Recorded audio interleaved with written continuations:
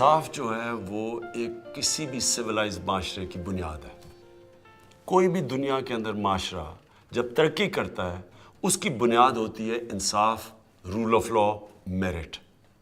اور جتنا معاشرے کے اندر انصاف ہوتا ہے, جتنی وہاں میرٹ ہوتی ہے, وہ معاشرہ دوسروں سے اوپر چلا جاتا ہے. اصل میں قائد اعظم کا پاکستان کے اندر بھی انصاف بنیاد تھی. قائد اعظم خود ایک کانسٹیٹیوشنسٹ تھے, ایک رول آف لا میں مانتے تھے.